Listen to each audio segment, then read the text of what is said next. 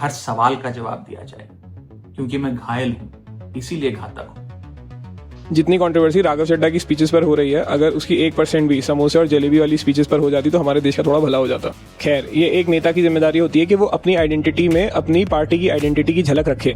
जैसे अगर आप किसी भी बीजेपी के नेता को देखेंगे तो वो अपनी राइट विंग पर्सनैलिटी को अपने साथ कैरी करता है, और वरुण गांधी जैसे जो लोग नहीं करते हैं उनको साइडलाइन कर दिया जाता है। एंड यही सेम चीज अभी आम आदमी पार्टी के साथ हो रही है, जहाँ पे आम आदमी पार्टी अपने आप को एक एंटी बीजेपी पार्टी की तरह पोर्ट्रे करती है। वहाँ पे राघव चड्ढा टैक्सेस और ट्रैफिक जैसी चीजों पर अपनी पार्लियामेंट स्पीचेस दे रहे हैं। ये बातें उनको बहुत ज़्यादा लाइमलाइट दे रही हैं सोशल मीडिया पर, और उनकी एक अलग इमेज बन रही है, लेकिन ये कहीं भी एंटी बीजेपी नहीं है।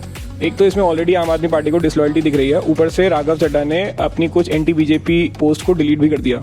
दूसरी तरफ राघव चड्ढा भी पॉलिटिक्स ही कर रहे हैं। जहाँ पहले वो ईडी, सीबीआई और गवर्नर ऑफ दिल्ली जैसे टॉपिक्स पर अपनी एग्रेसिव स्पीचेस देते थे, आज वो एकदम से टैक्सेस, रोड्स, ट्रैफिक, इन सब पे स्पीचेस देने लगे हैं। सरप्राइजिंगली जब केजरीवाल को लिकर केस में क्लीन चिट मिली, उसके बाद भी राघव चड्ढा की कोई एग्रेसिव स्पीच नहीं रिकॉर्ड हुई है।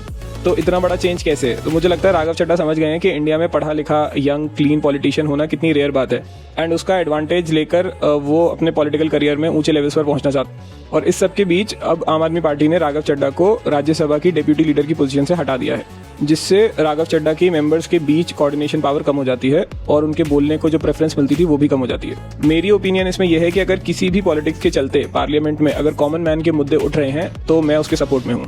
पार्लियामेंट के 1 घंटे की कॉस्ट 1.5 करोड़ के आसपास होती है, तो अगर इसमें कोई 10 मिनट भी मेरे टूटी सड़क और टैक्सेस का मुद्दा उठा पाता है तो मैं उसके साथ हूँ।